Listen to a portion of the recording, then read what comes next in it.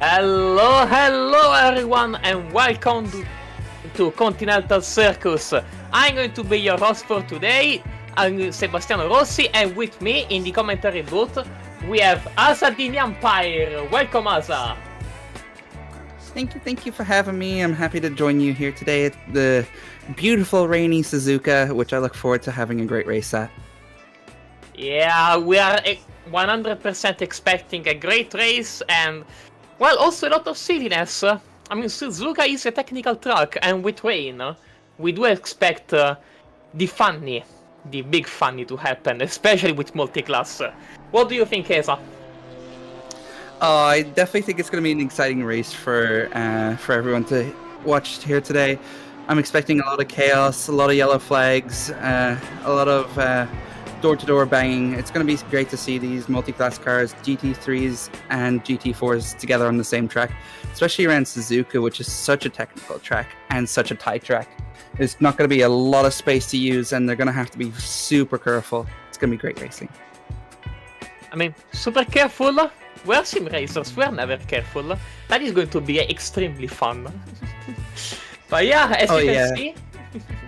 Yeah, as you can all see, the conditions are wet. Even though chatting with some drivers before the race, we kind of got the impression that while it is good for rain tires, the tires are still going to suffer. We did hear drivers about having problems with their tires overheating, sometimes going in the yellow, sometimes going even in the red. So it is going to be interesting as we are going in qualifying with the GT4s going on the track now. It'll be great to see who can really optimize their qualifying here in both categories. Of course, GT4 is going out first, seeing what times they can put in respectively, and seeing who can just push the limits that bit further than anyone else, especially in these conditions. Yeah, exactly. Even though I'm going to be completely honest, I have high hopes for the two Ginettas we have here, driven by Jordan Branch and SimGrid. Also, Seong showed in free practice that they have the pace to score a pole. There is also the lone Maserati on the grid, which is, well, it's a Maserati. I don't need to add anything else. Zaid Sadi being the Giga Chad in the only car without traction control and ABS. And we also have the Porsche Caymans, which, if there are anything to go by from the previous races, we are going to see quite a lot of good stuff from them. What do you think, Asa? Who do you think can do very well today? So I'm really hoping for the Ginettas to do well. This is just a track that suits them so well. So I really want to see them really see who can put that car around, and hopefully I'll see one on the pole. I want to see like Jordan, one of my favorite drivers in the cars in the GT4 classes. Can he do it? I really want him to. I mean, I think everyone, both here in the commentary booth and also for all the viewers that are watching the race, I think we're all hoping for a good showing from the Ginettas. Like, those cars are just so beautiful. I love them. They're so beautiful, and one of the more interesting cars because it is the only GT4 that is, I believe, right-hand drive. Oh, and we see Jordan just getting a little bit slippery in these conditions. Almost had a moment there, but he's got it. Everyone will have a moment here, and as we see Eric Hutter giving way to faster cars.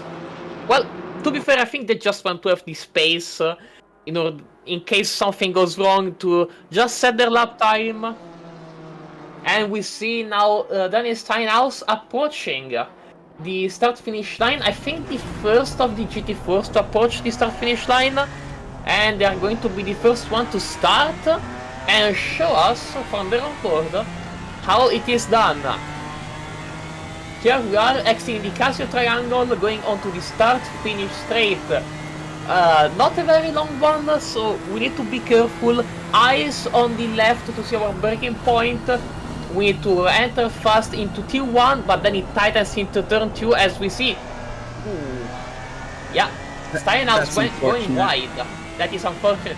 And we see with the wet track, they are struggling for traction as we now go into the S's. Nice and easy. You want to sacrifice a bunch of exits here, even though you do not want to sacrifice them too much because those are following corners and there isn't really a lot of space between them. Now we see the exit from the S's and into the Dunlop. Uphill. Tight. Another loss of traction there. The wet is really... Yeah, it's really nasty. Now we see exiting from Dunlop into the two Degner curves. Degner 1 into Degner 2 right now. Easy now. Remember guys, the track is wet. Do not use the curves too much. Now after the bridge we are going to see Steinhaus going into the hairpin and it is tight. Anyone that did the license test in any Gran Turismo will know this hairpin is a tight one and very difficult to take. Now we're into 200R, the fastest corner on the track, I'm fairly sure. You can take it flat very easily, but then you need to be careful because we now have Spoon 1, followed by Spoon 2. Spoon corners, very fast and very easy to not do well. As we see, Steinhaus actually doing them pretty well, even though there were some hiccups here and there because of the wetness of the circuit. They are able to manage them pretty well. Now we're going to approach 130R. This is a very tricky corner. You must take it fast, but it is sharper than you may think, and with the wet, it is going to be very nasty. Now the last corner, the Casio Triangle, probably the second slowest corner on the track. Easy and then full throttle for a fast flick and then onto the start finish straight for one lap around Suzuka. It's a lovely track. Oh, it's a beautiful track. Yeah, funnily enough, it's roughly been the same since forever. The first iteration of Suzuka has been extremely similar to how modern Suzuka is, with just some touch-ups. Anyway, the lap times that we're going to see right now. Sasho Dechov in the Mercedes AMG is right now in P1 with a 2:18.9, followed by Eric Hutter, Kat Kisumiri, EJ, and G Fox Foxington. That's... oh yeah, my bad. That's the top 6 with Zay Sadi with the Lonely Maserati slotting it into... Oh, never mind, P8, as we see Alex Curto. And I think Yandy Terrible also setting lap times. Aidan Draprovka also with the Aston Martin GT4, putting it in there. Thank you, Jojo. As we see that player Ente, the lonely Austrian in the not lonely Audi GT4, because yes, this is the second Audi GT4 we see on the grid, finishing their lap. How good is this going to be? I'm expecting good things from Ente, and it's going to be a 2. Okay, that is going to be a 2:22.527. I mean, considering that the track is completely wet, that's not a bad lap time. What do you think, Asa? Yeah, the times are just going to have to develop over time as people get confident. Like, you want to start off in those low 22s, and what you're trying to aim for is getting as close to the 20s and lower if you can. It's going to be very close across the board here. Seong! Ooh! As Seong goes with the pole and takes pole position from now off Alex Curto with a 2:17.812. That's going to be huge to me. That is quite at the time. Yeah, and I think that Seong heard you say about the 220s and said, you know what? I'm going to step 2 directly. I'm going to set a good lap time. Screw the 220s.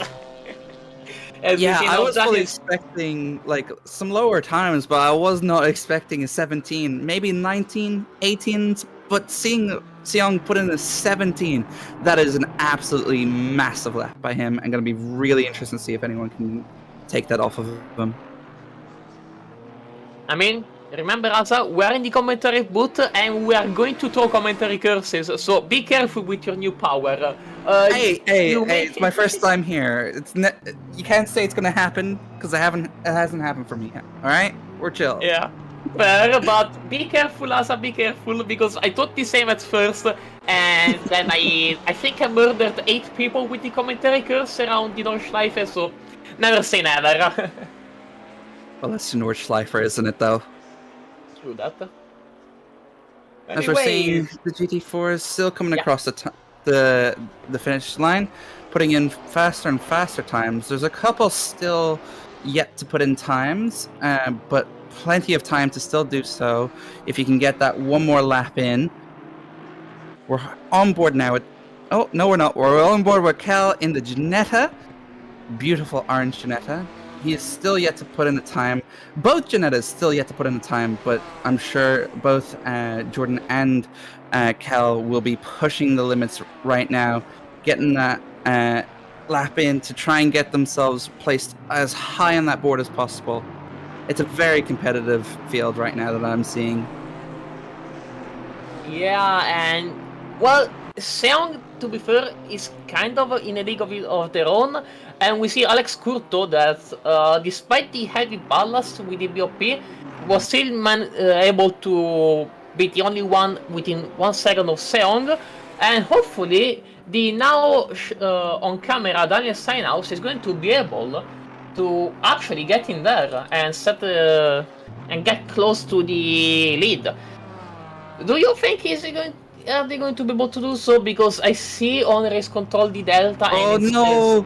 Oh, they've just gone off there. That's gonna really hinder them. If they can't get across the line in the next 14 seconds, they may not be able to put in the time. Let's hope. Well, I think they should have the time to be able to put in one more lap. Yeah. And let's hope they're able to really lock it in. Yeah. No mistakes this time. Focus in, get ready, turn 1, and just send it. Yeah. And also, we're seeing here, Rock. I don't know how to pronounce the name. Sasha Dekov, yeah.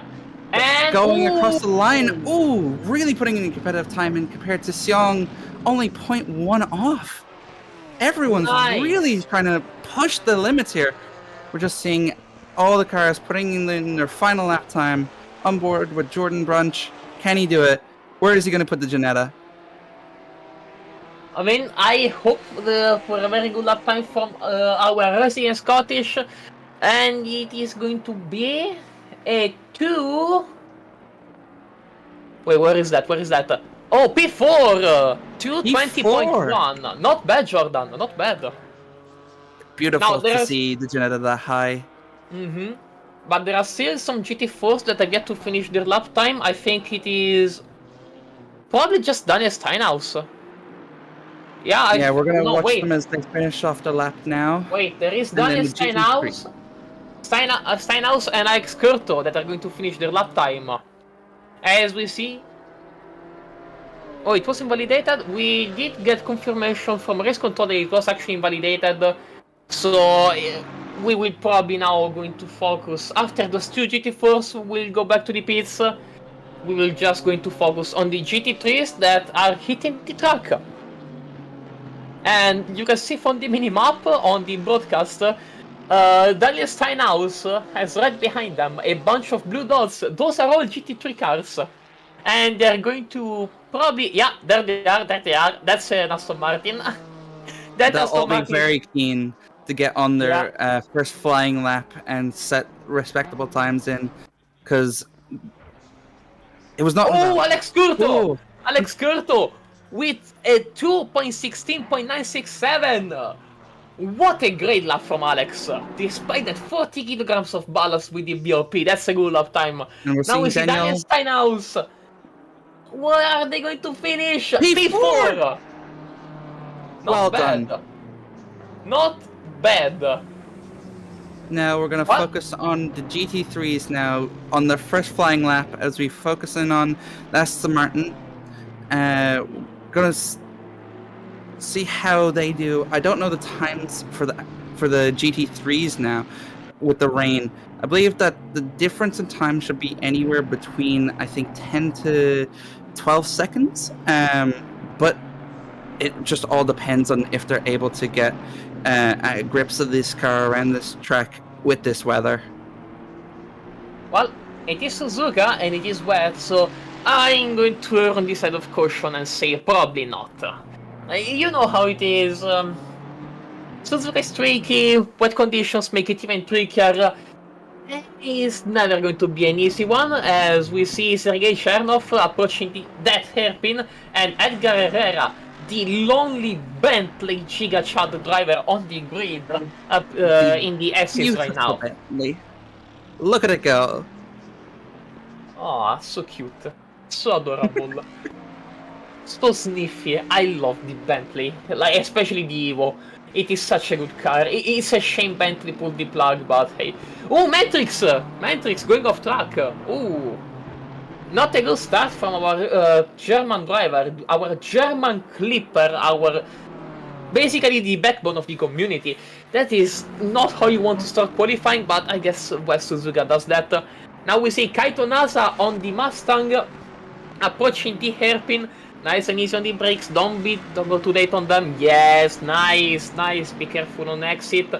Very good, Kaito, very good. I mean, our drivers seem to handle... It seems like they're able to handle the wet conditions around here pretty well, as we see Sergei Chernov going to conclude their lap time with the Aston Martin. It is going to be the first lap time of the session for the GT3s, and it's going to be a 209.6, and Isaac. Yeah. Oh yeah, 0.9. No, 0.6. Yeah, 0.6. They are in the 209s. Did you expect that? Well, I did say it'd be about maybe 10 to 12 seconds, but I may have overestimated with the wet weather. I think it's just these conditions are going to be really tough. They're putting in really great times regardless of this, and just seeing them all just push the cars to the limits here, it's incredible. And all the times coming across the board now, all close, all within 2 seconds of each other. Well, you said that, and then Kaito is 3.1 seconds behind. First commentary curse of the day, I guess. I'm sorry, Kaito. I mean, don't worry. This is a light one, don't worry. The big ones are going to come later, as we see Putera Daniel Hazri, our Malaysian driver on the Lexus, going to finish their lap time. How is it going to end? I'm not too sure. I do not have a good feeling about this. But they're going to do a 2... Oh, that's a 212. No, 211, my bad. 211.9. They are also outside of the 2 seconds. Yeah, still plenty of time for all drivers to put in plenty more laps, see if they can improve their times. Like, the board right now is so close. Like, I think the top 6 are all within a second of each other. That's going to be a tight field. Yeah, I can confirm. Top 6 is within a second of each other, as we see Jan Paul finishing their lap in their 296, number 296, 2.6 seconds behind pole position with a 211.8. As we see Sergei Chernov going to conclude their second lap of the session, and well, they're probably going to have 2 more, considering how much time they have left. Is that going to be an improvement? The Delta says no, but Isaac Ambras also probably not an improvement. Yeah, not an improvement. He does improve. That's an improvement. And he's only 0.02 off. Oh, as we just see the top time just be taken off the board. Oh, I think they're gonna get into the 208s at this rate. I mean, we hope so, but yeah, you called it. I called it. Nice, good one, Asa. Oh, Zula Kihara. I was about to say It's that the Mercedes. Yeah, the Mercedes. What a stonking time. But this track is really ramping up now for the GT3s. Yeah. Everyone's pushing every little limit they can find. Yeah, as we see now, Gary Slater. No, never mind. We are going to see Hasri. No, never mind. No, we are going to see Gary Slater. We're going to finish their lap. They're going to set their lap on the board, and they're going to have 2 more laps to go.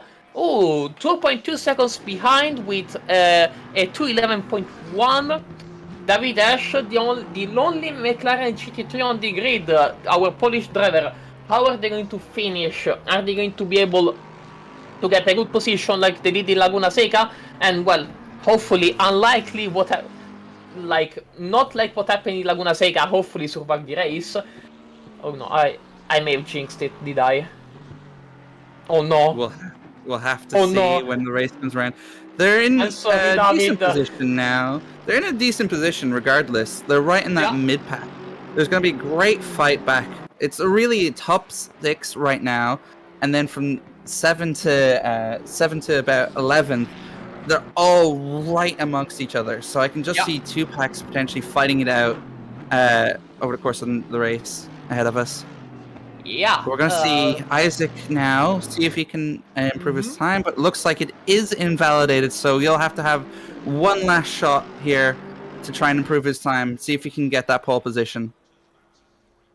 Well, knowing Isaac and seeing how strong the Mercedes are around here, I'm going to expect him to be able to do a very good lap time here. As we see, Imetric Zanes going on to the other start-finish straight, being closely followed by that Bentley.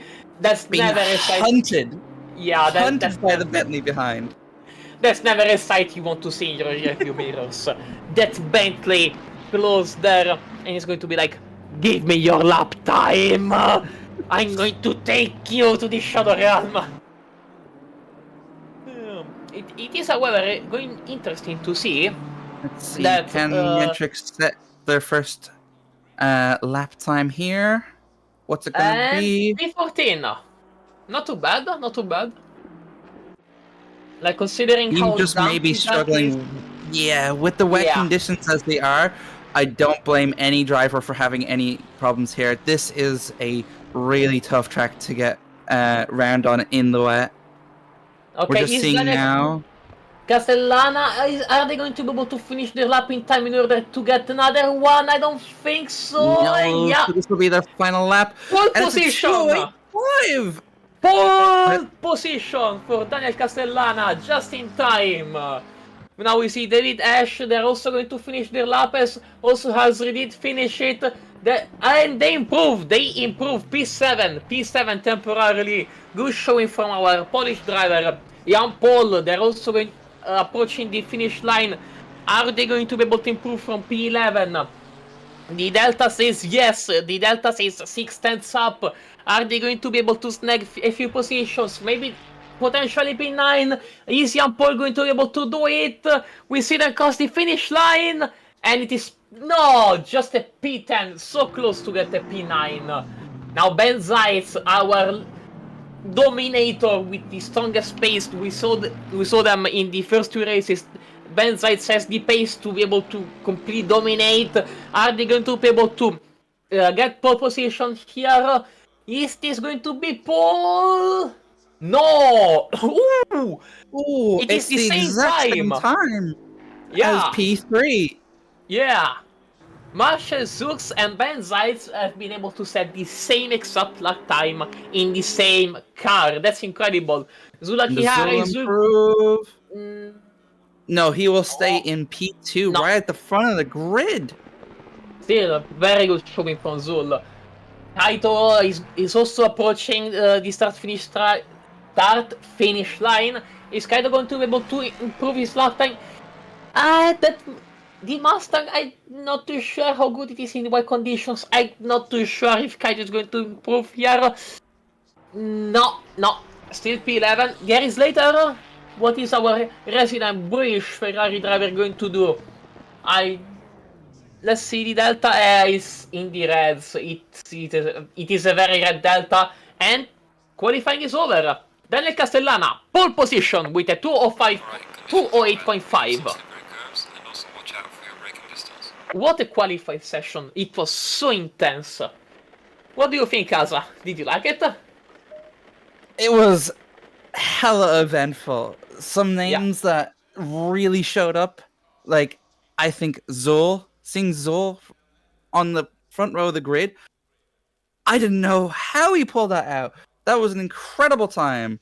To be only like 2-3 tenths off of pole position. These conditions just bring the playing field so much closer and give drivers that little bit of edge. Who can push it more in the rain? Who's more confident? Who's got the ability in their car and who can trust the car more was what it comes down to. It's such a more even playing field. that you just don't know what you're going to get. Now we see our cars gridding as we see Daniel Castellana in P1 with an amazing pole position, followed by the mentioned before Zula Kihara on the Aston Martin, great qualifying from Zul. Then in the second row we have Marcel Sux and Ben Zeiss, the Mercedes duo, followed by another Mercedes of Isaac Camras. Mercedes very strong car around here, with Sergei Chernov right behind in P6, Aston Martin also a very good car.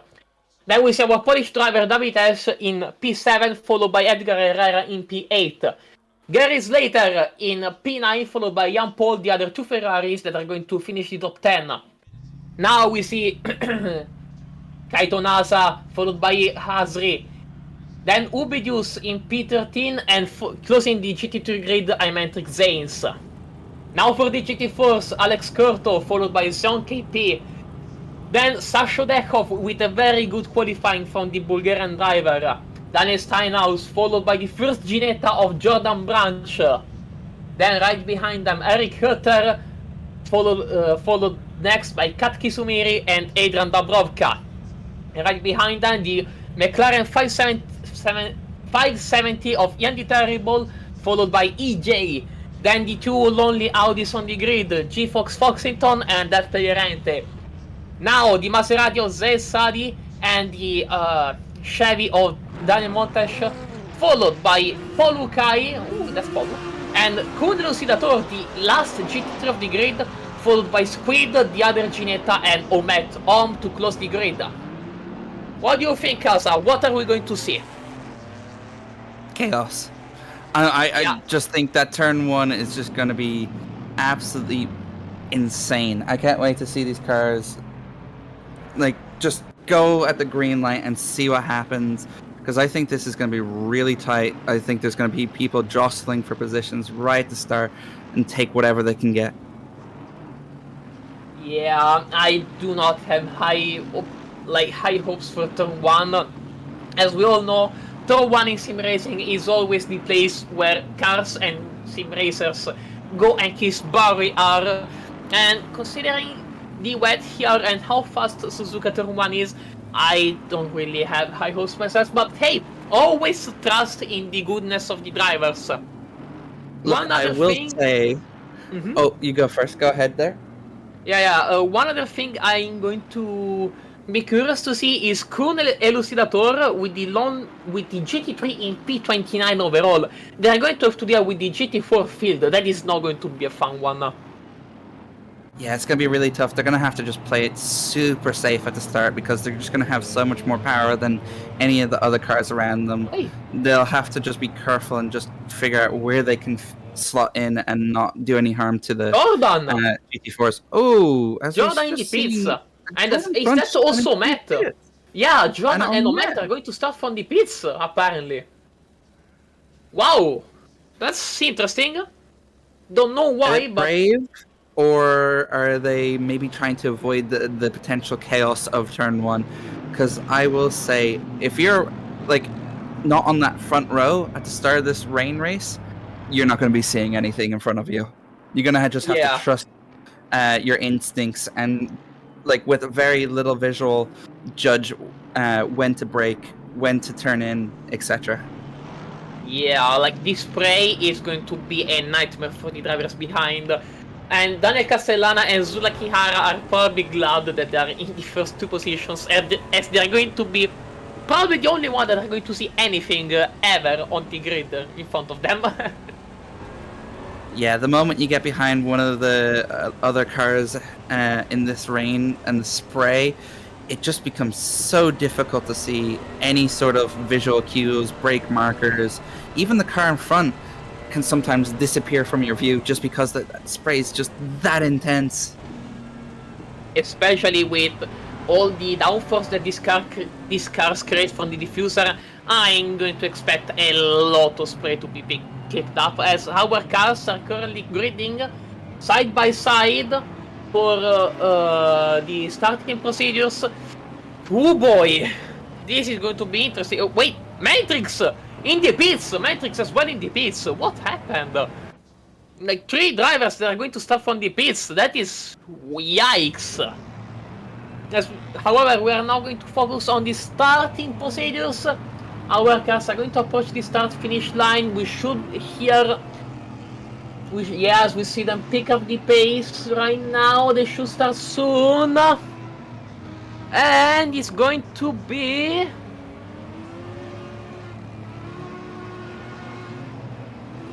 now? Hopefully. Almost. Almost.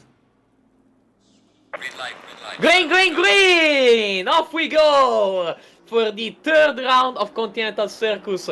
Daniel Castellana heading the field into turn 1. Oh boy, this GT3 field, there are so many cars going around. As I saw, I saw an Aston Martin going around. I saw cameras, as we now see the GT3 field, the GT4 field, my bad, with Kun Elucidator going through this field. It's going to be very difficult for them. Oh, it was the G-Fox. And now, the top of the GT3 field, Chernov right behind Isa Cambras, and then Sux, Zeitz, Akihara, and Castellana on top of the grid. Ben Zeitz gaining a position here. As I'm seeing... oh, was Herrera he's in P29. Yeah, Herrera behind the GT4 field. That was truly something. But we are now going to focus back on what's happening ahead. Daniel Steinhaus and Putera Daniel Hasri, we see them right now. They are all going to approach the hairpin. As we see Hasri taking a wide line for a better exit probably. And wow, that was a start. A lot of things happening all at once. What do you think, Asa? Yeah, I'm surprised that there wasn't even more chaos than what we saw. There was definitely a few people struggling in there at the start, but most of the grid clean through the first lap so far, and great racing that we're seeing here. Plenty of people just trying to fight whatever positions they can get here. As we're looking at the top of the GT3 category here, between Zul and Zeitz. It's very close going into 130R, but they're having to be super cautious. You don't want to push too soon and end up in barrier. Yeah, I mean, probably then Castellana is going to say thank you for the fight. I'm going to take this space, all the space I can. And we see Kun Elucidator that actually has to close down that space to the rest of the GT3 field. Now Eric Hutter right behind that player Ente. I mean, there is an intra-German battle right there, as we see Gary Slater trying to go around the side of Hasri, but they have to pull out. And never mind. Hasri going wide, and Hasri. Slater. Yeah, it just looks like they got way too late on the brakes there, trying to fight Gary Slater, and it just does not pay them in the least, and they lose it on that position. Yeah, all Slater had to do is just hit that braking point and see you later. Thank you for the position, son. We now see the rest of the GT4 field. That player Ente that was able... wait, my bad. Eric Hutter that was able to gain the position on that player Ente. Very good showing from Hutter. As we are now going to see Ente that is still right behind. I don't think Ente wants to give up. Overtaking in this section of the track is going to be very difficult for the Austrian in the Audi. Yeah, maybe definitely. at the hairpin. Through here, you want to be just kind of single file. Hairpin is probably one of your good options. If you can get the better exit out of there, you can get the run all the way down onto the spoon and make your move there. Yeah, we now also see another person that needs to get a good run out of the hairpin. Edgar Herrera with their Bentley that is now right inside the GT4 field. That is not a place where you want to be in. As we see Paul Lucai right behind, I think, Montes. Yeah, right behind Montes. As they're going to be, maybe try it in Spoon. No, never mind. They're not going to try it in Spoon. But still, Paulu, very fast driver. Oh no! They're on the inside here now. They're going to take the place, but can they hold it all the way onto the R30, 130R? Looks like probably. They will. They just have the better run here. Yeah, as Darren Ooh, Montes that Camaro went struggling. wide on the side of Spoon 1, as we see now, Imantric Zace with this big sniffer having to climb through the GT4 field. So that is going to be extra disruption in the fight for the GT4s, as they now have to deal with faster traffic approaching. That is going to be interesting. Yeah, he's going to have to be very cautious here, especially around the GT4s. They just are not as fast and don't have as much downforce as Window is open. you would in the GT3, so you have to be careful and not overdo it. Now As we watch Polu that move trying by it Polo Kai, making up another around the position here. side, but I think that EJ was very wise in giving up, because if you go too wide in there like that, it's not going to be fun. Well, we saw on the previous lap what would happen if you try to outbrake the other driver. You're just going to go way off the track and you're just going to lose a spot. Better not to fight it there. Yeah, I mean, it's probably better to fight it here, as we see Sergei Chernov fighting Isaac Ambras for P5, both in class and overall. And now Kun Elucidator actually caught up with the rest of the GT3 field, or well, more specifically Ubidius, as that Mercedes is now going to probably overtake soon that Ford, considering how much Elucidator was able to gain on Ubidius.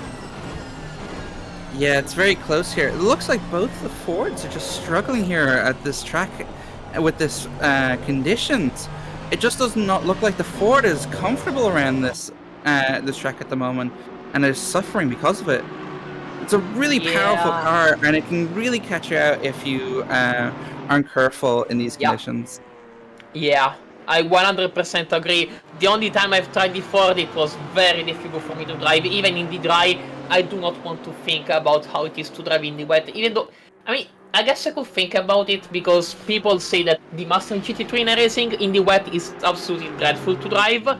But, ooh, what happened to the Brovka? Like, we saw them on the track, and then, I guess that was just a visual bug, but that threw me off for a little bit. And yeah, that was very much a visual bug, as the Polish driver is right behind that player Ente.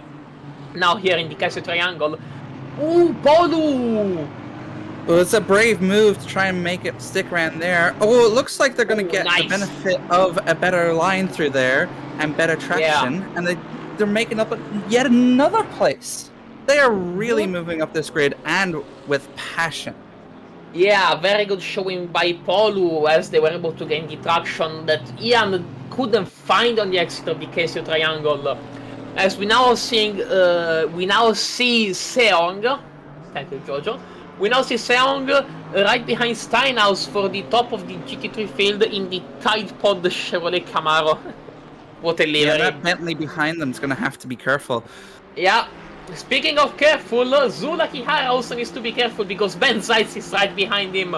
Zul has to go defensive into Spoon 1, and successfully so. Very good driving by Zul.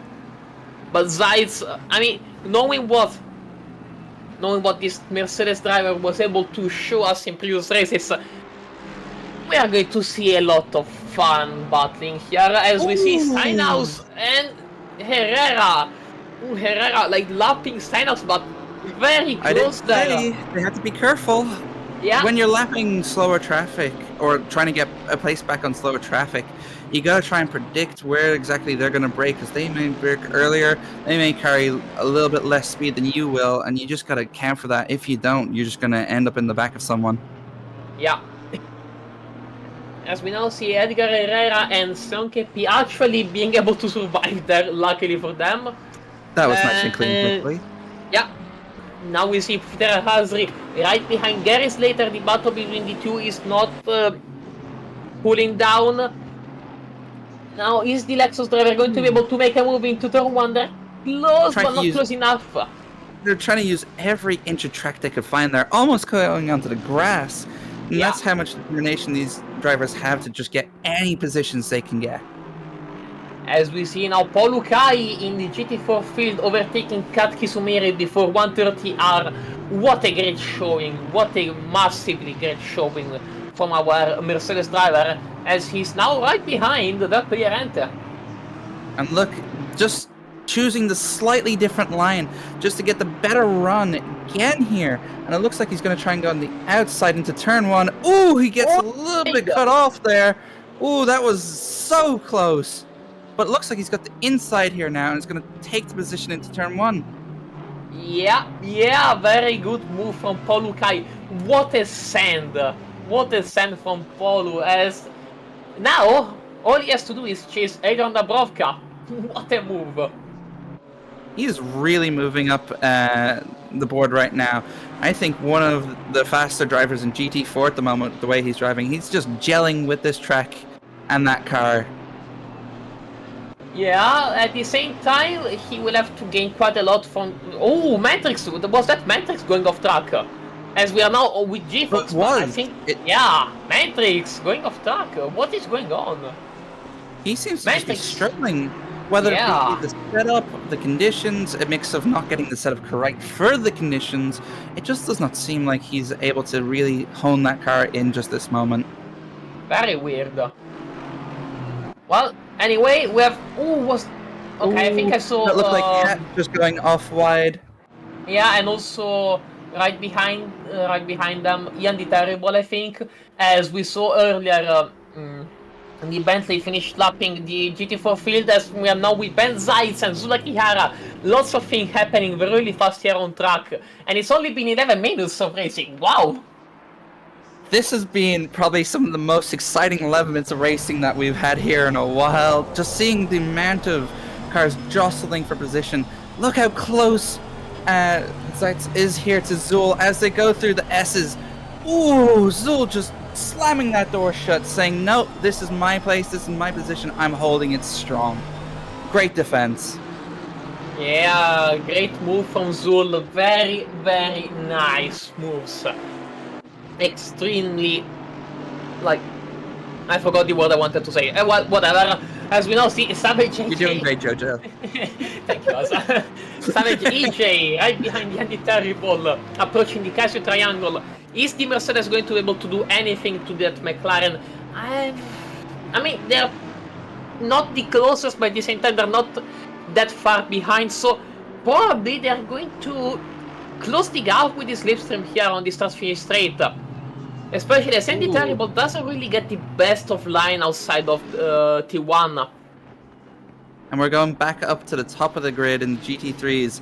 Zul and Zeitz still fighting. It's every part of this track they're trying to find any space they can get on each other. As we're heading to 130R now, Zeitz is probably going to hold back here, see if they can just get a run maybe into the hairpin at the triangle before the end of the lap. Yeah, I don't think that it does not seem close enough. No. Yeah. Like the gap, well, it's not too wide. It's also not close enough for Zeitz to really try anything. It's like half a second or something like that. Like that is not too far again, but it's just not that close. Like you need to be close in order to attempt a move. That is not close enough. Yeah, you need to get that that lap dialed in perfectly so that when you get to that passing, like that perfect time to pass, you're there. Like it's all about just placing that car in the right position. You don't want to be too far behind, but you don't want to be too close and end up getting, you know, into a bit of a tussle. Very, very, very true. As we see Gary Slater now dealing with Kutera Hazri right behind them. Front engine versus mid-engine cars. And I think that because the Ferrari is mid-engine, it probably has an advantage over the front engine cars. But when I say that, Zul in P3, what happened to Zul? Zul lost the position to Ben Zeitz. Something must have happened through the S's for him to lose out here, because we were just on board with someone else and they were going through the Kai just getting too confident and ends up outbraking himself there, going into the other Mercedes, and they both lose a position here because of it. Yeah, I mean, Adrian is probably going to say, thank you, son, I'm going to take it. Thank you very much.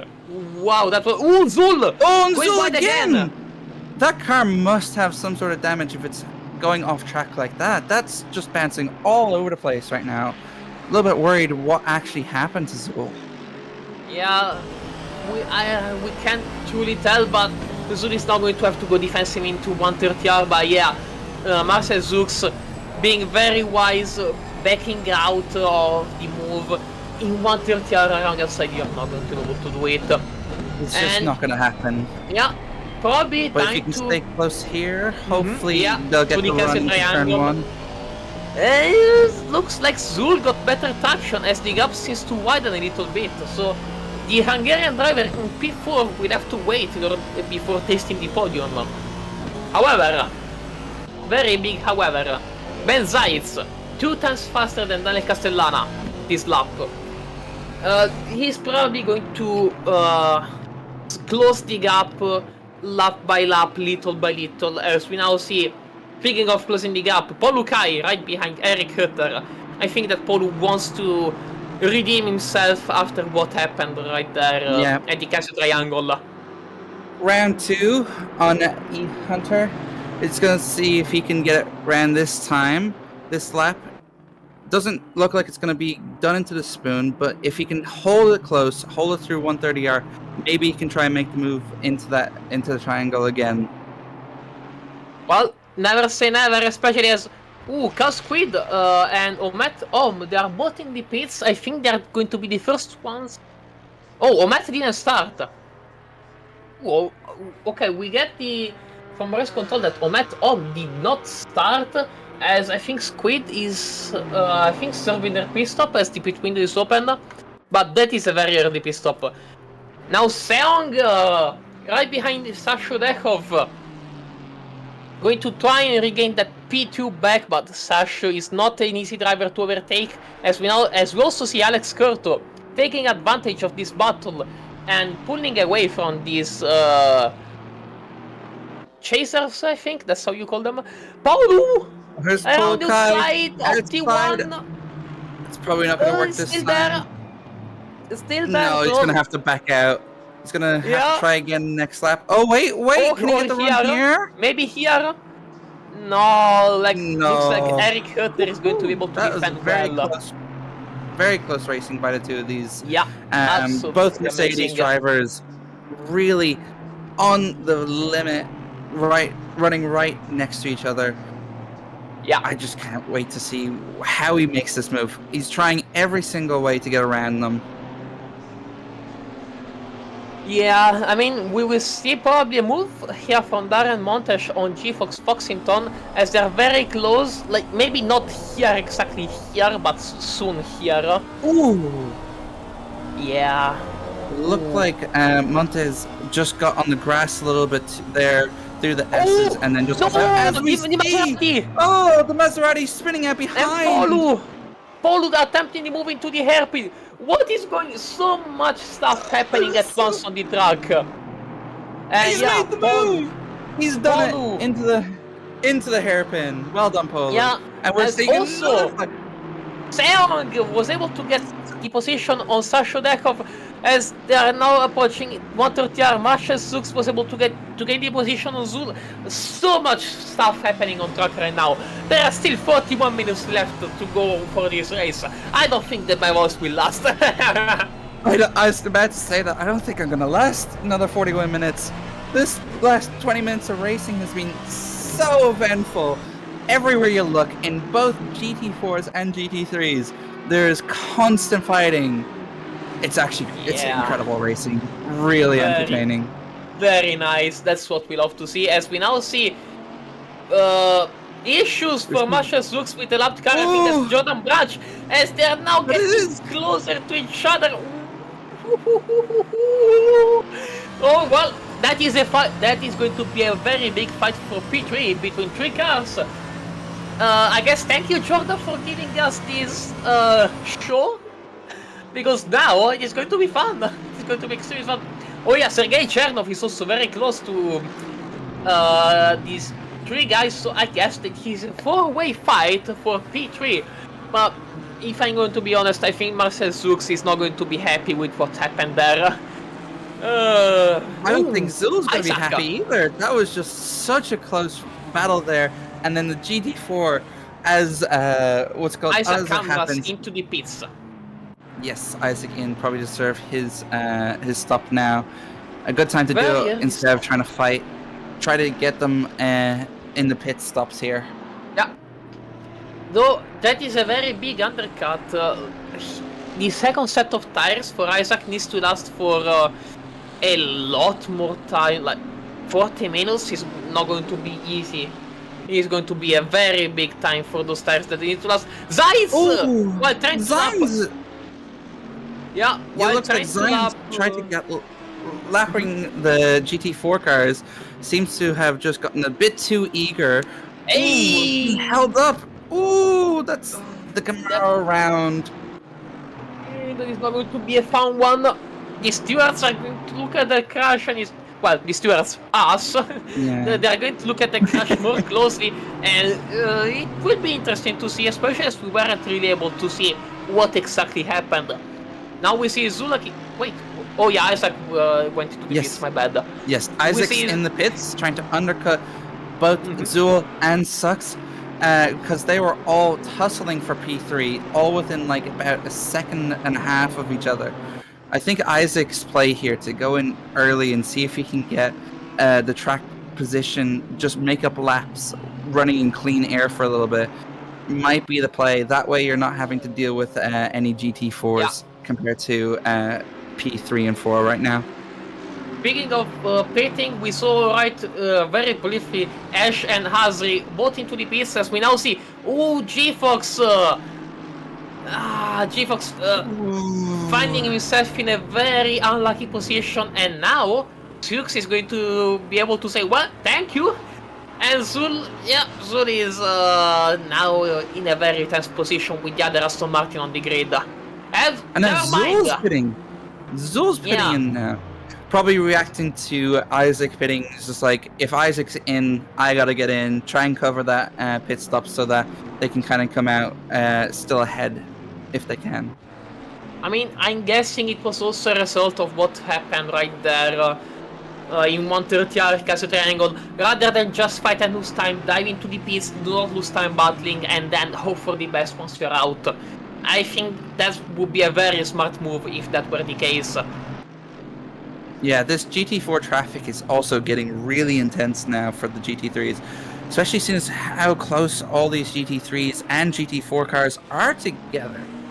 There's so many cars here. Oh, who was on the grass? Someone just going off track there. Yeah, I think that was G-Fox. That might have been G-Fox or Ente, I'm not too sure. I did see very clearly a GT4 going onto the grass. Oh, Ente again? Did Ente go again yes, on it the looks grass? like Ente. They've made it back. No, they're good. Nice. They're still going around. Good thing. Good thing that they were able to make it back. Very good thing. As we now see Ian the Terrible getting close to... Oh, and Ian spun! Oh, that's a tricky spot to have spun around, but he's just going to have to wait until there's a gap. Just watch cars coming. You'll see that on his Delta, and then just wait for these GT3s to come through, and then get going again. Yeah, as we now see Jordan Branch flying around the side of Montes and being able to do it. Very good move by our Scottish driver.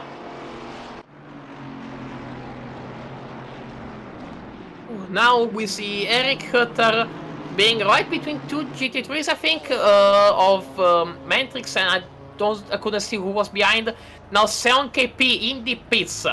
Seong is in the pits, serving their mandatory pit stop. A lot of undercuts I've been able to see. A lot of people pitting really early, which is really interesting to see in these conditions. I guess it's just with all the traffic that's happening right now, people are just like, instead of dealing with that, they just want to pit in, get some clean air, see if they can get some fresh rubber, and see if they can fight the positions that they're fighting.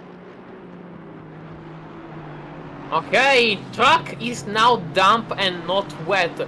I think that drivers need to also take that into consideration, take that into account, I guess, when considering their pit stops, because the track may get drier and drier, and who knows, potentially we might see slick slick conditions at the end of the race, anything might happen, and if the track might get moist or even drier, but not necessarily too dry, you really do not want to overstress your wet tires too much in those conditions. That could be disastrous for the people that undercut everyone. With the track conditions changing as they are, I'm really curious as to why some people have decided to pit early, because if I was in their shoes, I think I'd rather try and stay out. If I've got the fuel still on board, I'd stay out and wait and see if that track develops even more, so that you can adjust your pressures and probably get some more fresher rubber later on in the race, so that it can deal with the changed conditions. I guess that one reason for the driver... Ooh, that was a slide from Seong. But yeah, one reason for the drivers to maybe undercut so much compared to the rest of the field is, put it totally bluntly, traffic. As we now see Seong being stuck in traffic. I mean, undercuts can work if you do not want to deal with traffic, but at the same time, they can really work badly for... Ooh! Elucidador, stop and go penalty, 30 seconds for speeding in the pit lane, I think. Oh, that's gonna hurt their race. Yeah. Yes, we now see Paul sliding very close to the grass. That's just it. Very well done. Very well handled.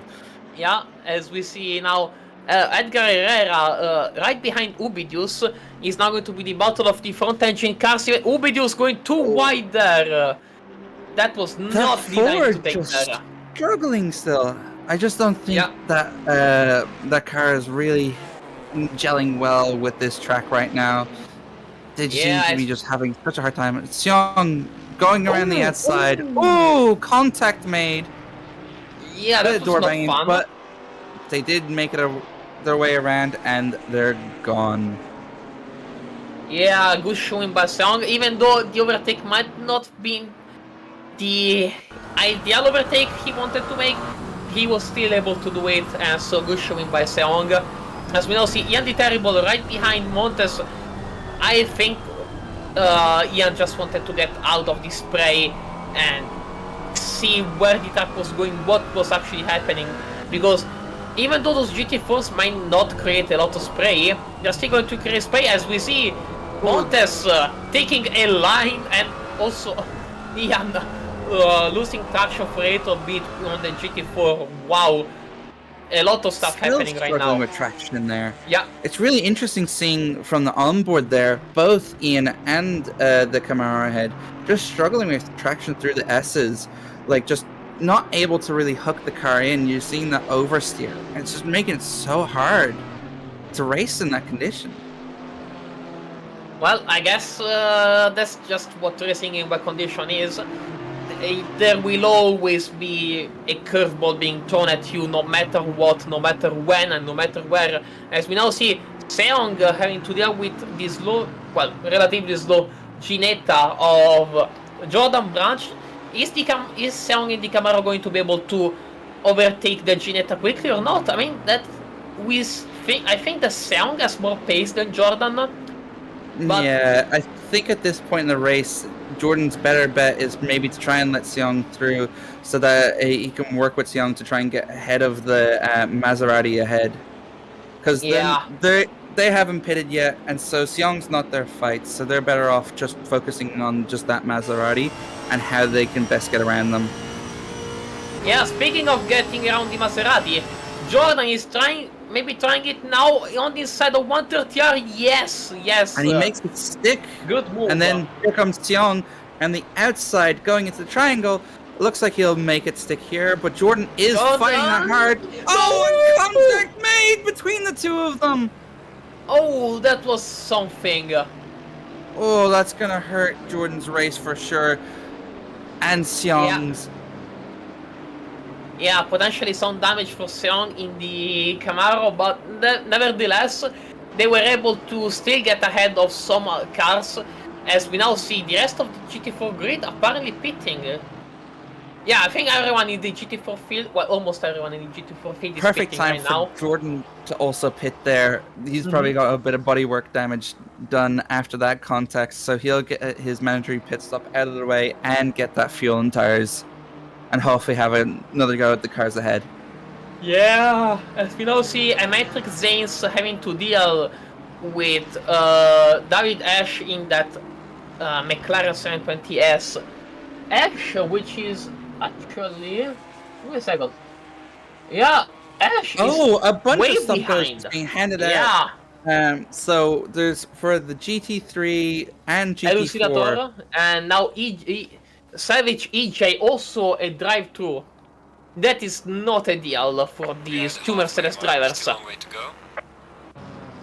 Most And likely, with the pit stops, they're probably just not able to figure out the braking point going in, and they're just going in too hot with the wet conditions, and it's just unfortunate. As soon as you go across that pit limiter, if you're not in that limit, then you will just be tagged with it. Oh, as we see, just the Camaro gone round in the hairpin. Looks like they may have damage on the front end. That's Montez with damage on the front end, it looks like. Yeah, as we see, Daniel Steinhaus staying out, and I think Alex Curto, the leader in the GT4 field, pitting right now. So I think that the only GT4s that have yet to pit are going to be Polu, Steinhaus, Herter, Kisumiri, and Ente, because everyone else in their field has pitted already. As we see, Sasha Dekhoff trying to overtake the Camaro of Montes and being able to do so with fresher rubber. Now into Yeah, 130R. just making it look easy with the fresher rubber and the cleaner car. As there's just a bit of a messy situation through 130R between the two of them, but thankfully no contact. Yeah. And both of them come out unscathed. Hey, late on the brakes for Sasha. I'm taking the Oshikan. Yeah, unfortunately, that is not the layout we are running today. Yeah. Well, I guess it could be worse, as we see Zay Sadi trying to not lose too much ground on Jordan Branch, which is still ahead. So good on Jordan with the pit stop. Very nice move. I think they gained the position on the Maserati.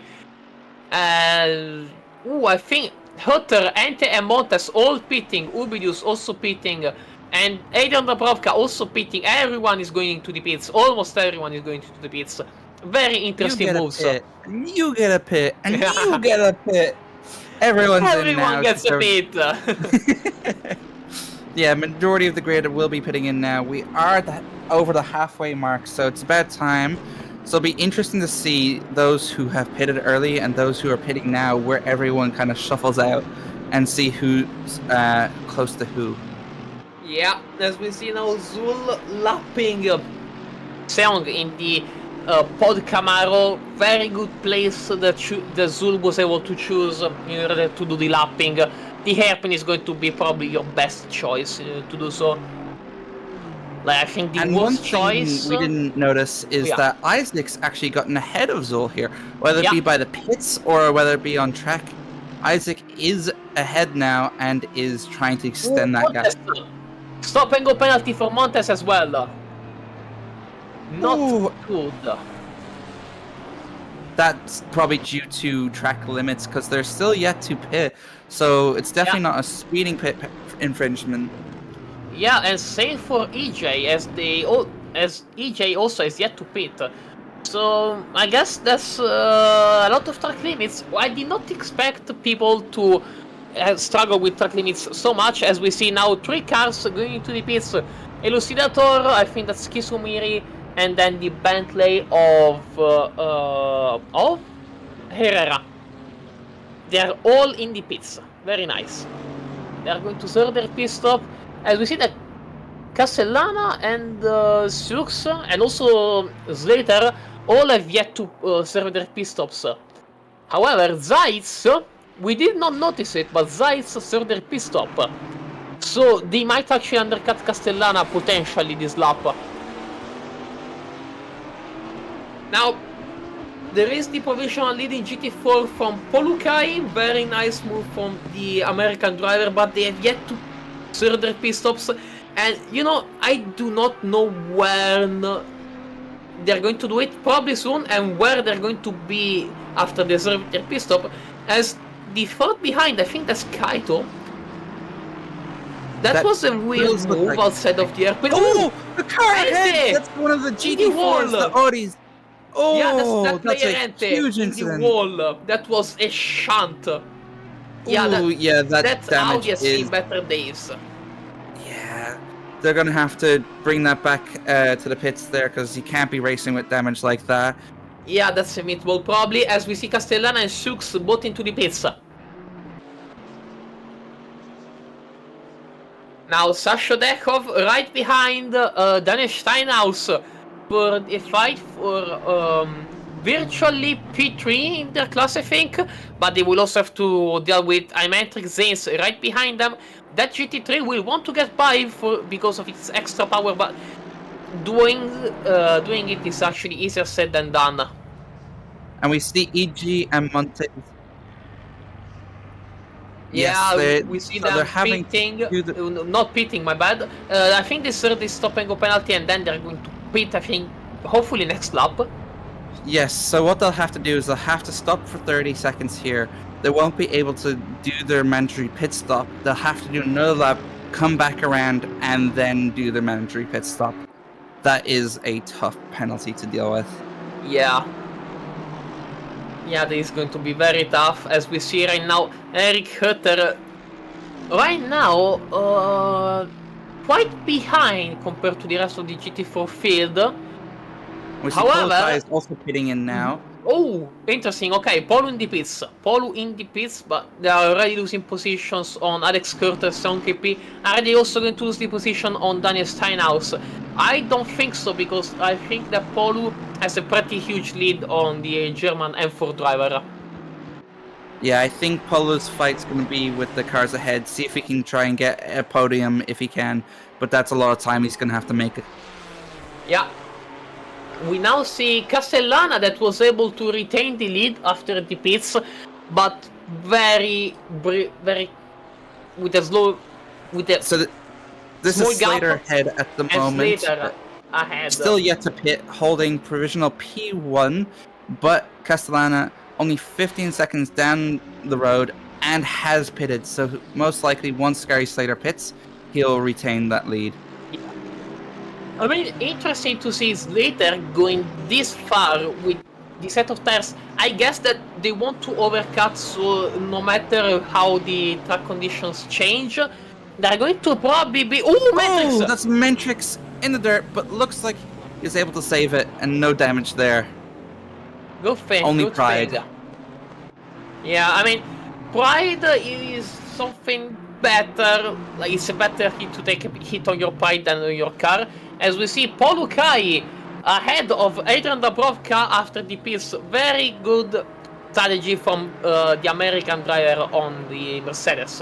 Very nice. Yeah, he's got 17. Oh, Oh, Asri! Lexus!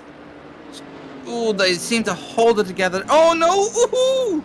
Yeah, that is going to slow Very, down very Paul close Ukai. there. And Dabrowka That's is gonna going to hurt say, Paul well, Ukai's thank race. you.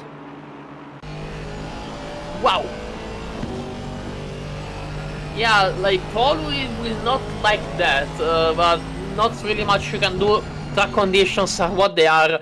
In the wet, it is expected for stuff like that to happen. Jojo, we Yeah? still have 20 minutes to go. Oh yeah, that is true. And we have so much race still yet to cover. There's still people yet to pit.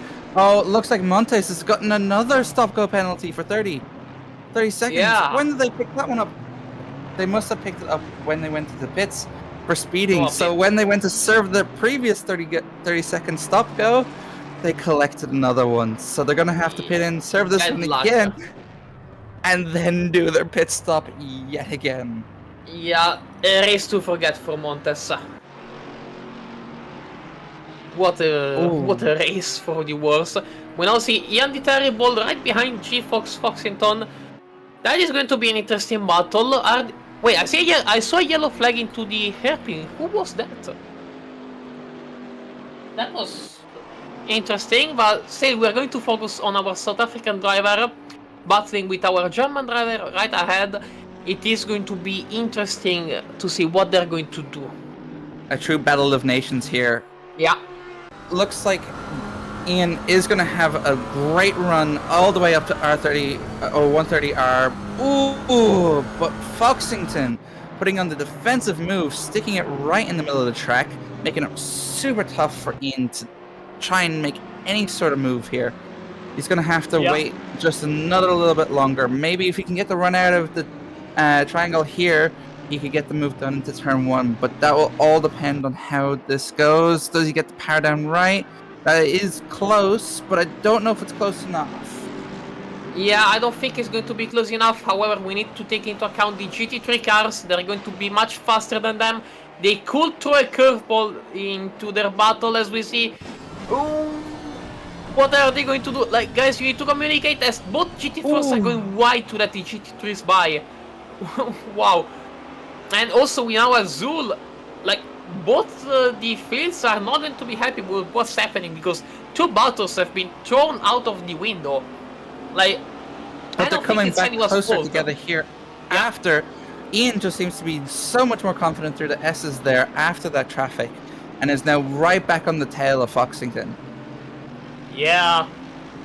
Ian is really going to, well, come up on top, I guess, despite the fact that the team is the bottom boys. Ian is going to come up on top from that traffic jam, because G-Fox seems to have lost some confidence into the S's, even though the gap seems to be up again, and it seems to be quite wide, as we now see another faster traffic approaching, this time an Aston Martin. They touch grass a little bit. That is not something you want to do. Touching wet grass is going to be scary. As we see Hasri right down the field, exiting the pit lane. That is not good. And now Gary Slater. They have yet to pit. Yeah, I'm guessing they're going to pit this lap. Did they forget? I mean, hopefully not. Maybe he's just feeling super confident. Yeah, no, he wants to lead left. He still wants to hold that lead as much as he can. He's like, nah, this is my lead. I want to hold it. But Castellania might have something to say about that. Only 5 seconds down the track now. It may be now or never for Slater to pit, because it does look like those rubbers are starting to wear off. That pace is just lacking now compared to those 2 front runners. I mean, I guess they wanted to stay out to also check the conditions. Like, maybe they were banking on the conditions getting better, and potentially, I don't know, banking on track going dry, but that doesn't seem to be the case. Doesn't look like Gary Slater was able to capitalize on that massive overcut. So we will have to see. Oh, Jan Paul at Dunlop. That was a Spinala. Get out your spin books. Spinalas are coming out. Yeah. And it's not just a Spinala. Like, faster traffic is going to approach the top of the GT3 field, is going to approach Jan Paul and the rest of the GT4 field, as we now see Marcel Zux having to deal with the Ginetta. Now Jordan Branch, so many cars off. They're going so wide. I believe is that Kat who's gone off there as well? That's Kisumiri, yes. Yeah, so the lap traffic, like, it just seems to be so tough to just make any passes around, and so people are just going off track to just avoid any contact. It's really tough. Oh, as we see, that was Sux just going a little bit onto the grass there, held up very well. Almost had a Spinala. I mean, almost, but the Mercedes is going to be a very nice car for our drivers to not get the Spinala in, and so very good showing from our Hungarian driver. As we now go from Hungary to an Anglophone battle between Kat Kisumiri, American on American car, to Jordan Branch, British on British car, as we see Gary Slater in the pits. But yeah, we see this GT4 battle that is going to be probably interrupted by an Aston Martin, as we see Jordan Branch letting it by. And now That's a smarter Kisumeri move also. to do. Oh, Jordan Oh, is going to be Jordan able to capitalize on capitalizes that. on the traffic. Very well Nice. done. That's someone who knows how to deal with multi-class racing. Just sees that faster car coming through and just like, no, I'll let them go in the straight and then disrupt the car ahead through the corner so that they can get that run well and done. Very good move from Jordan as we now see the battle for P3 overall intensifying now. Marcel Surks right behind Isaac Ambros. They are so close, but do you think they're close enough for Marcel to try and overtake at the hairpin? I feel like that's a maybe, but I'm not too sure. It just depends on how he can take this Dunlop corner here and then also take the next two corners through 8 and 9. If he can get the run through here, he may have a chance. But it doesn't look like it's quite close enough yet. They are very close. Ooh. Isaac did have a tighter line. Close enough, maybe. Yes! Goes on yes! the inside. He's going to attempt it. Oh, contact! Contact. Yes, contact. As now Surks is going to let Isaac ahead and do not overtake with that move.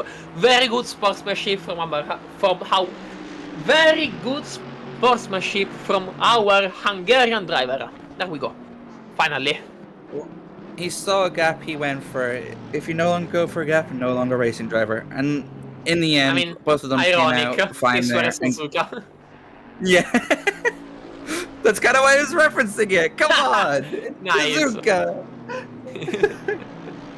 Why did you say that with an Italian accent? Suzuka! Hey! Hey, Suzuka! Hey! I'm sure I've got a bit of Italian heritage. You can at me. Alright, alright. But yeah, now Marcel Surks is very close to Isaac Ambros. Probably we might see something in turn 1 as we see Marcel trying to get the run. Oh, yes, yes, yes, we're going to see something. We're going to see the goodies. Where's Isaac going? He's going to defend outside here. Don't know if that's going to be able to stick. Maybe it's still on. Good defense from Isaac. Very good move. Isaac is going to keep the position. What a move. What a defensive move.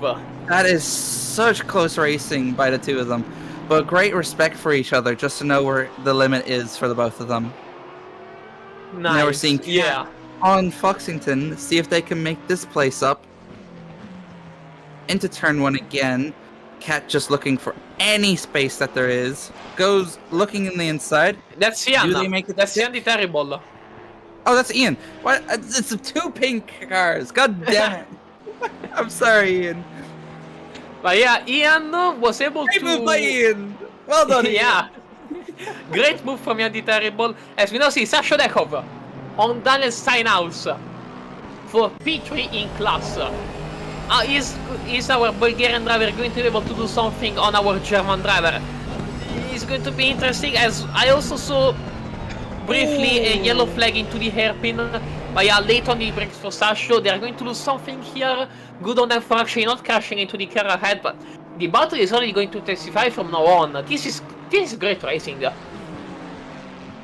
There's Cat going and trying to make a move on Jordan. Actually, I believe Jordan has made the move on Cat not too long ago. Yeah, in the Casio Triangle. Yeah. Yes, and Cat is now trying to see if they can get in that back. It's going to be tough. Jordan is one of the hardest drivers to pass. I know personally. Oh, but Jordan makes a mistake. Holds it well. Yeah. Holding up very well. Good on him for actually holding out this well, especially with all the pressure on his shoulders. Very good handling of this situation by Jordan Branch on the Ginetta. Yeah. The Ginetta. As we now see Marcel Surks showing the mirrors of Isaac Ambros, but not really doing anything. For a moment, I was actually a little bit scared. I think more than Isaac, not going to lie. And I was not in the car. I think what Surks is trying to do is just trying to get into Isaac's head right now. Like, just showing his nose, being like, I'm here, I want to get past you, and I want that podium position. see if he can force Isaac into any sort of just minute error just to get that gain and get that place. Yeah. Like, Marcel Suzuka is really going to try everything in his cars in order to be able to overtake Isaac Ambras. Isaac is also a great driver, so it's not going to be something easy for Marcel to do. Anything can happen in 10 minutes, but Isaac is a strong driver. I trust Isaac. As we see, a drive-through for that player enter. I think that's looks like it's been track limits again. Yeah. It seems that there's quite a few people struggling with limits here today. I think maybe the weather's just catching people out and making people go off track. As we now see Mantrix having to deal with lap traffic and Suzuka still right behind Isaac, but Isaac doesn't budge. Very good showing on Isaac and also very good showing on Marcel. Both drivers are able to keep up with the pressure, the pace, everything, despite the track and the wetness. Very good showing from the both of them. Yeah, we'll have to see if they can make it stick into turn 1 this time around. They are close. It is 0.3. Oh, just gotta get this line perfect. Get the power down early. Stick it in. Just stay right on the back of the car. See if they can get the slipstream all the way down. Turn 1. Will they make the move? Maybe, but Isaac also got a very good exit from the last corner. I don't think that Suzuka is going to be close enough to attempt it, but he's going to be close enough to actually get into Isaac's head, I think. As we see, Suzuka, I think a mistake in the entry of turn 2. As we are now approaching the S's. Very nice racing from our two drivers here. As Yeti Terrible, no wait, never mind. Sasha Dekov is now right behind Daniel Steinhaus. They will have to deal with faster traffic as that is Daniel Castellano in P1. Daniel will probably want to get by them. That is the overall leader. Oh, making it really tricky to get by. Oh, that was not ideal. That was far from ideal. As Castellano is having to deal with slow traffic. That is... Wow. Yeah, like... Zeiss is going to say thank you so much for slowing Castellano down. I really needed it as... But they may get caught out here as well if they're not careful with when they choose to get by. Here it is, they got the apex and they're going... Very good showing from a Mercedes driver, and now Castellana on the Ferrari needs to be careful about what's coming up next. But also Steinhaus, because Sasha Dekov is right behind them, and this is a fight for the podium in GT4s.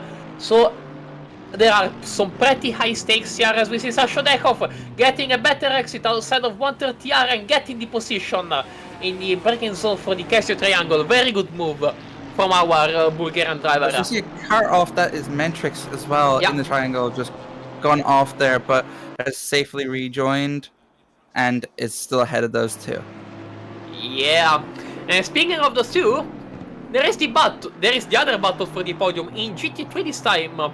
Isaac Ambras still ahead of Marcel Suzuka, as we saw Marcel Suzuka actually getting a bit unsettled on exit from the Casio triangle. That is not going to be nice. They are not going to be close enough to attempt any move on Isaac, which is going to be able to just cruise. There isn't really much behind, as we see Ente going wide with Zay Stradi right behind a bit of a drift from the Maserati there. Yeah, like Maserati really drifting left and right here. Oh, look at it go! Big drift. Big drift. Massive drift. Wow. Wow. Wowzers. That is a massive drift from that Maserati. Sadie might want to see if he can find some puddles around the track, maybe cool those tires, because that will be really just burning away at them. You don't want to have too many slides like that. It will just cook those tires.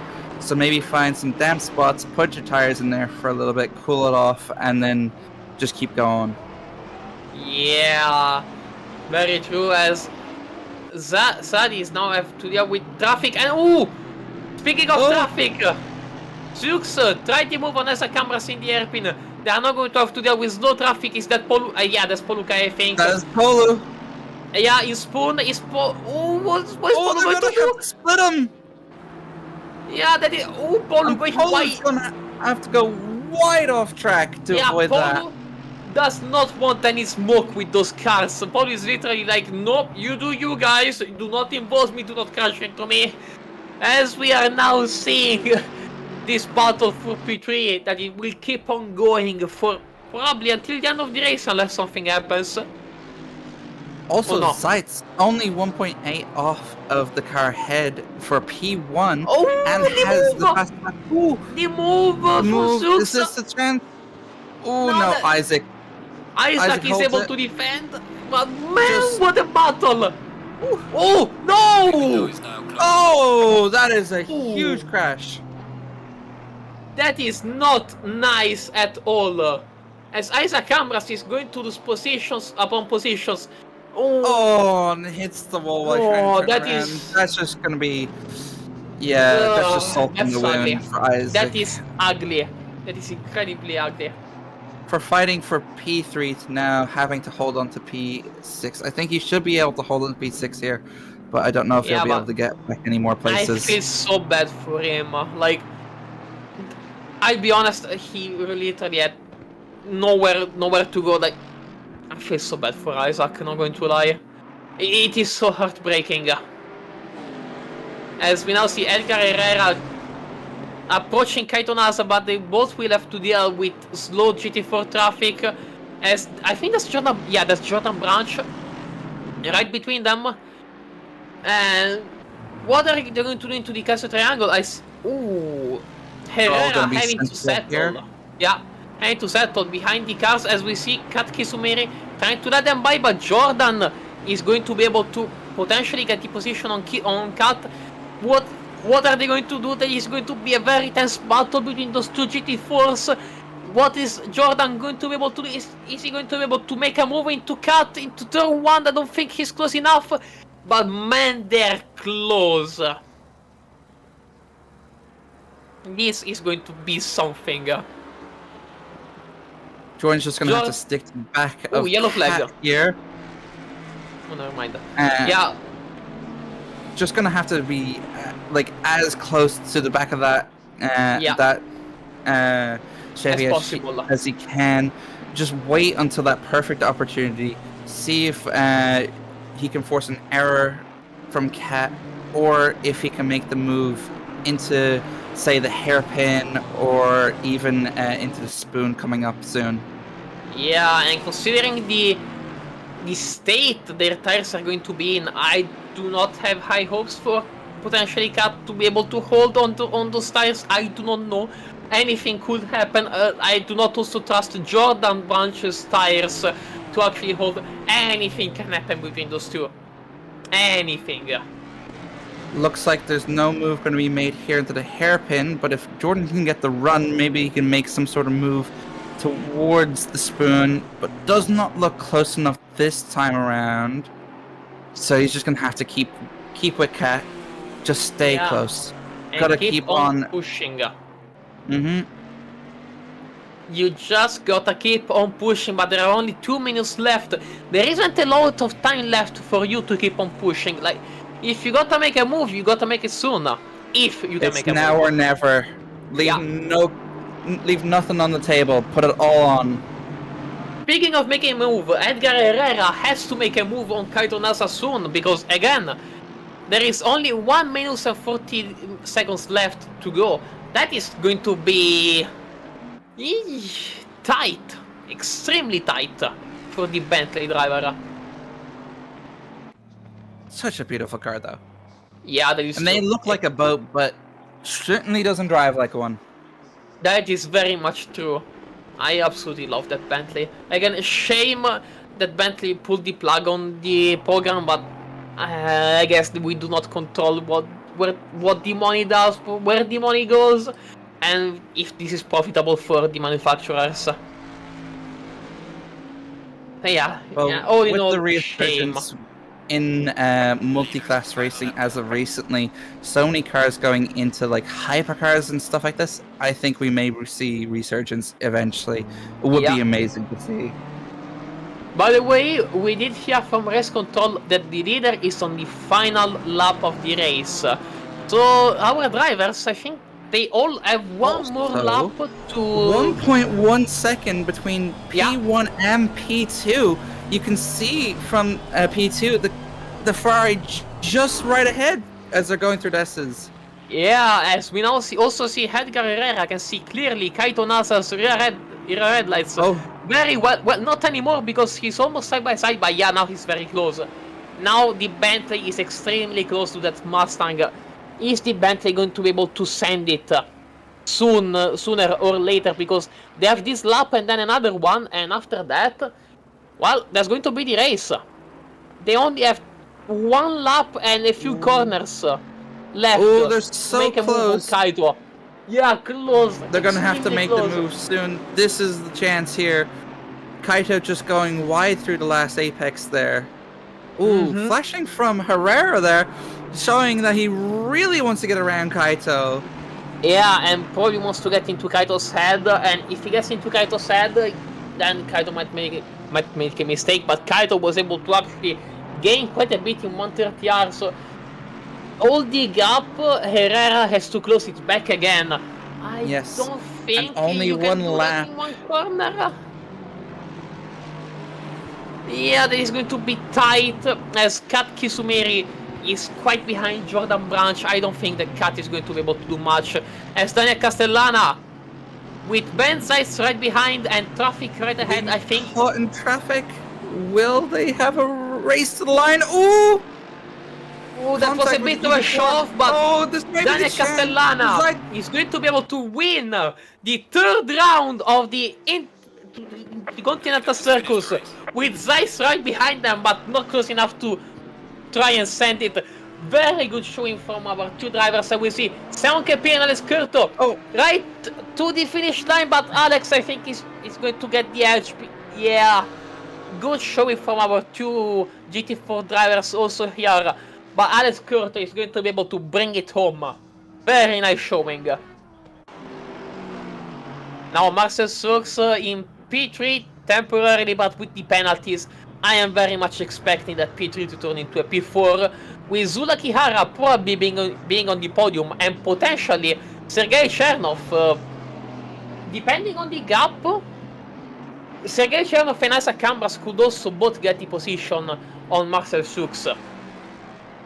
Now Gary Slater is also going to finish the race.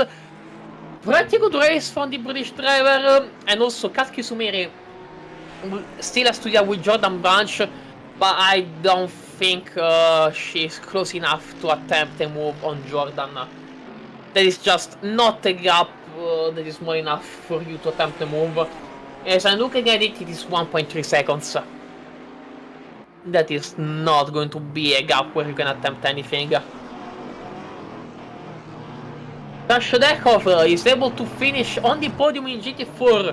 Good showing from our Bulgarian driver, especially considering how the previous race went. As I know that Zayn Sadi going flying off the track with the Maserati. No, I mean, that is so silly. I love it. Yeah, as our race controls told us, don't need to take traction control off. There is none to take off. No Zayn Sadi is just no problem. Still plenty of fun to be had. Yeah. What a race! What an absolute race!